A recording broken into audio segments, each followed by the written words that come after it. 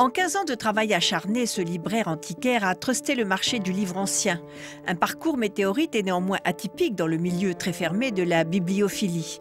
Son sens de l'agite pro, hérité de ses années de militantisme d'extrême gauche, le distingue de ses confrères.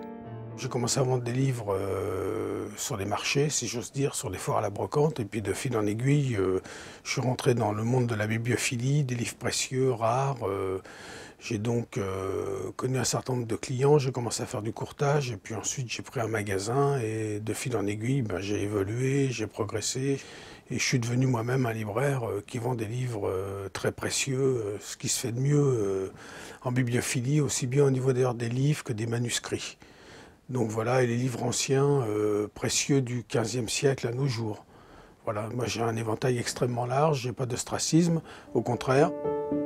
Un éventail large, mais pas un fourre-tout pour ce passionné qui, à force d'énergie, a évité au marché parisien de s'endormir.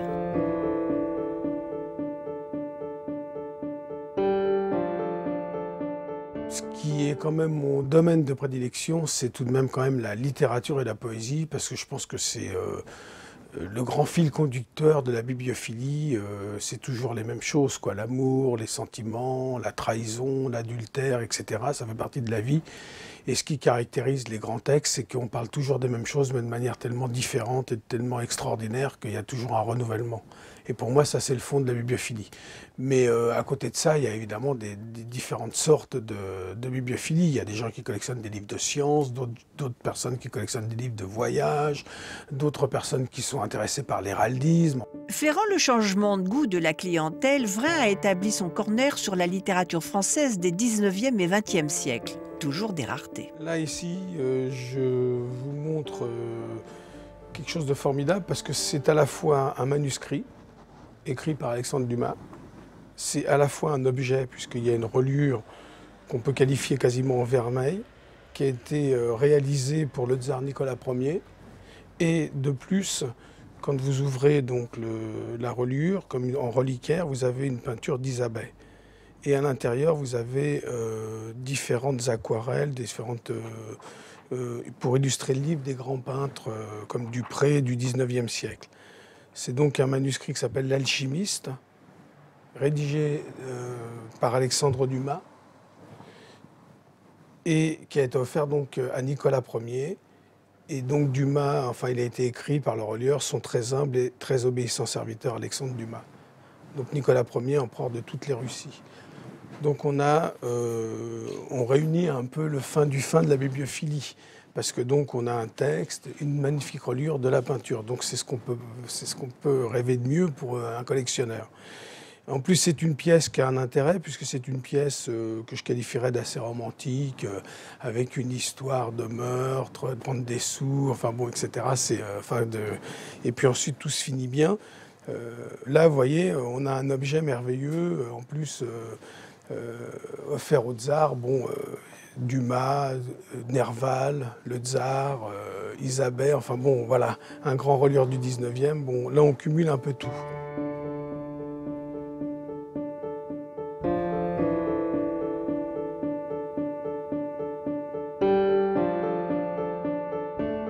J'ai évidemment quelques livres et quelques manuscrits que j'ai gardés pour moi. Moi, j'adore Baudelaire et Proust. Pour moi, c'est le grand poète, le grand écrivain de langue française. Voilà. Donc, j'ai gardé pour moi quelques lettres ou manuscrits ou quelques livres de ces auteurs-là. Mais sinon, en dehors de ça, je ne garde rien. Parce que si on commence, on ne peut pas être collectionneur et marchand. Il faut choisir dans la vie. Et moi, j'ai choisi. Parce que les marchands qui sont collectionneurs, ils font pas bien leur métier, ou plus exactement, ils vendent aux clients ce qui est moins bien. Et ça choque les clients. Donc il faut soit servir les clients, ou soit se servir. Mais on ne peut pas faire les deux. Son honnêteté est la clé de sa réussite, alliée à l'idée qu'il a du rare et du beau.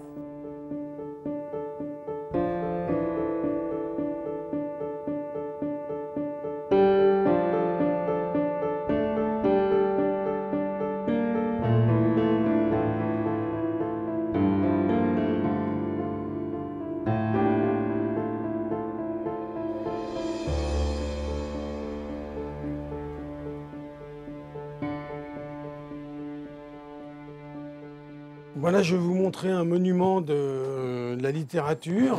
C'est l'Iliade et l'Odyssée d'Homère. Ça a été imprimé à Florence en grec en 1488. 1488.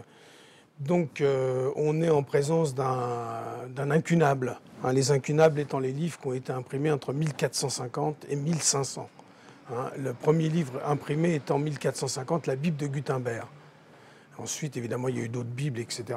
Et donc là, on est en présence d'un des très grands textes littéraires, sinon un des plus grands textes littéraires de l'Antiquité, qui est dans une condition intéressante, puisque c'est un vélin qui n'est pas de l'époque, hein, qui n'est pas du XVe siècle, mais qui est du XVIIe siècle, ce qui est quand même assez tôt.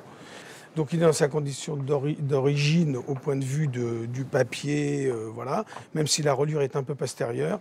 Il a en plus des très très belles marges, c'est-à-dire qu'il n'a pas été tellement rogné, parce qu'au XVIIIe siècle, les relieurs, pour économiser les pots, rognaient énormément les livres, un maximum, au XIXe aussi d'ailleurs, hein, pour économiser du veau, hein, pour économiser les pots, quoi, tout simplement. Et évidemment, c'est un texte fondateur pour la littérature, et donc ça c'est vraiment... un livre extrêmement précieux pour moi, que je recherche depuis des années. C'est la première fois que j'ai un exemplaire comme ça. En main privée, il y en a assez peu. Dire à dire, peut-être 10, 15, 20 dans le monde entier. Enfin, en main privée, hein, il y en a beaucoup dans les bibliothèques, mais en main privée, il y en a assez peu qui circulent. En tout cas de cette condition. Il est bien complet, il ne manque pas de feuillets, parce que souvent les incunables, il manque des feuillets, ils ont été... ou alors au XIXe siècle, on prenait 2 exemplaires médiocres qu'on mélangeait, on en faisait un avec 2 ou 3, vous voyez. Là, c'est vraiment un exemplaire complet, homogène, et qui a une reliure ancienne. Et ça, c'est pour moi un livre merveilleux. Chapeau à ce libraire antiquaire et précurseur qui devient libraire à 41 ans après avoir été ouvrier tourneur, brocanteur et courtier. Il défend les écrivains et les relieurs. La culture écrite a certes ses gardiens du temple, mais elle a aussi besoin de condottieri et d'hommes d'action comme lui.